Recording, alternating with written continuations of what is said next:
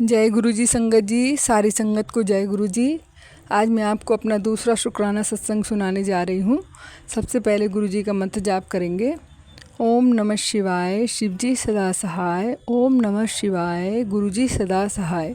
जय गुरु जी, शुक्राना गुरु जी, जय गुरु जी, अनंतम अनंतम शुक्राना। संगत जी, मैंने अपना पहला शुक्राना सत्संग गुरु जी के जन्मदिन पर 7 जुलाई को जो दर्शन हुए थे उससे रिलेटेड सुनाया था। उसी से रिलेट करते हुए सत्संग को आगे बढ़ाते हैं कि गुरुजी के दर्शन और गुरुवाणी, मेरे गुरुआना पीर वाला जो गुरुवाणी है उसका मेल ऐसा था कि मैं उस समय गुरुजी के जब दर्शन कर रही थी, अचंभित अवाक होकर दर्शन कर रही थी। अपने आप को समझा रही थी कि ये दर्शन ही हो रहे हैं। गुरुजी के चेहरे पर बड़ी हुई स्माइल भी, और उनके चेहरे पर उस समय काफ़ी ओज था, काफ़ी नूर था। मैंने अपने बगल वाली आंटी से पूछा भी था कि क्या उनको भी ऐसे दर्शन हो रहे हैं, तो वो बोली कि नहीं। तो संगत जी, गुरुजी को कब और क्या दिखाना है उनकी लीला वो ही जाने। गुरुजी ने 31 मई 2025 को समाधि वेला का सत्संग के में मेरी माँ को भी कुछ विज़न दिखाया था। सॉरी संगत जी, जो मैं आपको से शेयर करने जा रही हूँ। मेरी माँ और मेरी सिस्टर्स के द्वारा भेजे गए मैसेज माँ पढ़ते रहती थी और शुक्राना करते रहती थी। उनको भी एक बार पहले सत्संग अटेंड करने का मौका मिला है। और संगत जी, ऐसा हुआ कि हम सबको हमारे परिवार में शादी अटेंड करने जाना था जून में। लेकिन मेरी बहन को उसी बीच में ना बहुत दांत दर्द हो गया, बहुत ज़्यादा, इतना ज़्यादा दर्द था कि वो सह नहीं पा रही थी। और उसके एरिया में सैटरडे संडे को डॉक्टर भी नहीं रहते थे, मतलब बंद रहता था हॉस्पिटल कि वहाँ पर जाके दिखा सके। तो उसको बहुत तकलीफ़ थी और नेक्स्ट डे या next to next day train थी, वो शादी में आने वाली थी एक दिन बाद ही। तो ये हमारी नॉलेज में था कि उसको बहुत तकलीफ़ है। वो हमसे बोल रही थी कि ना मेरे लिए भी प्रेयर करो, बहुत दर्द हो रहा है, सह नहीं पा रही हूँ। इस तरह से हम लोग की फ़ोन पर बात हुई थी। और वो बहन गुरुजी से जबकि जुड़ी नहीं है, ना ही उसने कभी सत्संग अटेंड किया है, ना ही वो मानती है, वो शिव जी को मानती है, बस इतना है। दूसरी तरफ मैं शादी अटेंड करने के लिए निकल चुकी थी। मेरा बेटा और पति 5-6 दिन बाद आने वाले थे शादी में ट्रेन से, और सारा कुछ व्यवस्था हो गई थी, सारी शॉपिंग वगैरह हम लोग निपटा लिए थे कि बस ट्रेन की टिकट लेना थी। तो मैं और माँ और बाकी सब बहनें समाधि वेला का सत्संग अटेंड करने गए हुए थे और टाइम वही था 4 से 6।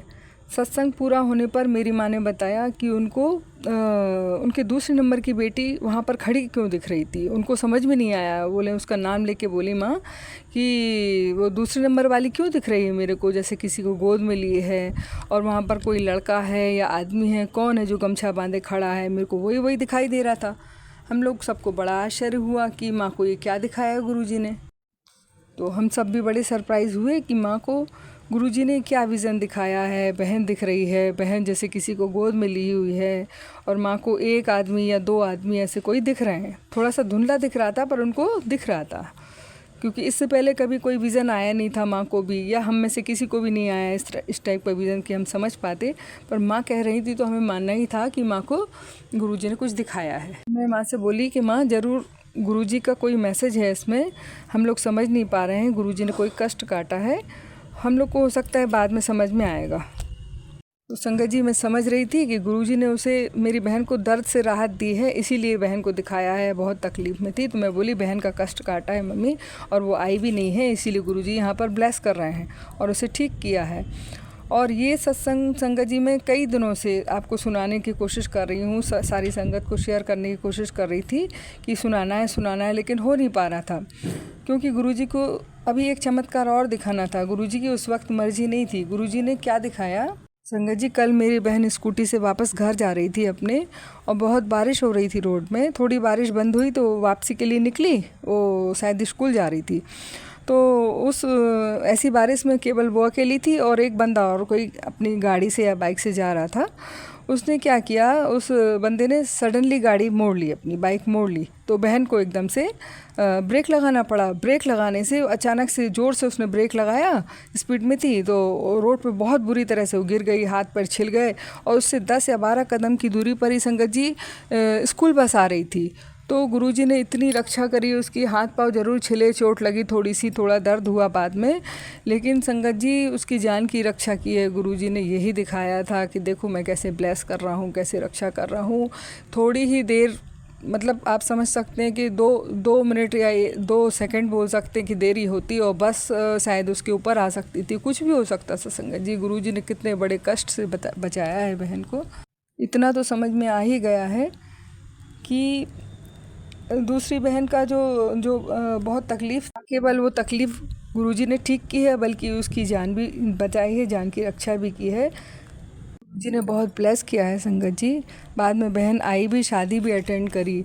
जो बहन ना तो गुरुजी को जानती है ना मानती है, उसको गुरुजी ने ठीक किया, उसकी रक्षा करी, और माँ को उनके सामने उनकी बेटी भी दिखाई।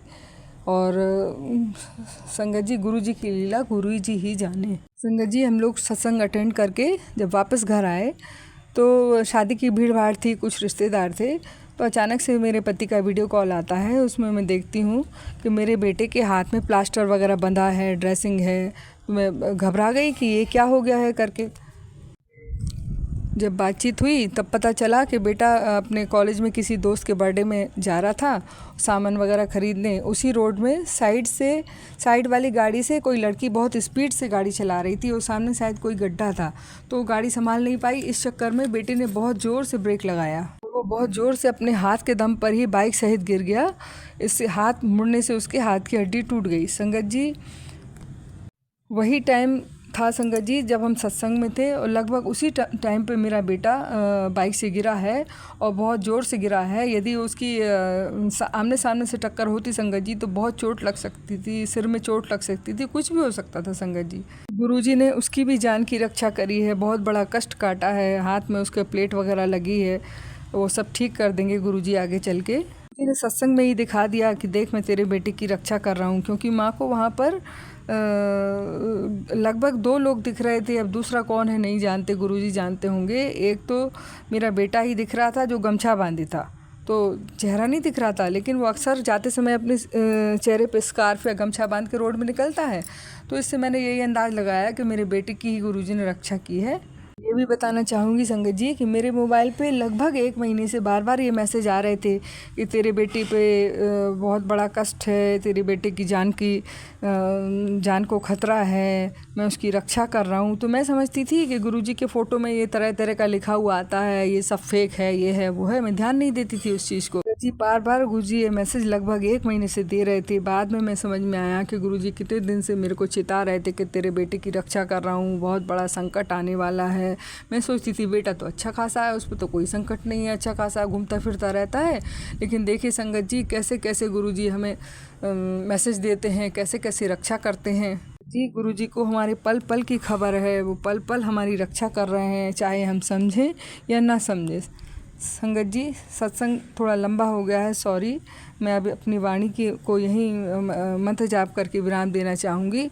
सत्संग सुनाने में मेरे से जो भी गलती हुई है सारी संगत मुझे क्षमा करे, और जो भी ये सत्संग सुन रहा है गुरुजी उसको ब्लेस करें।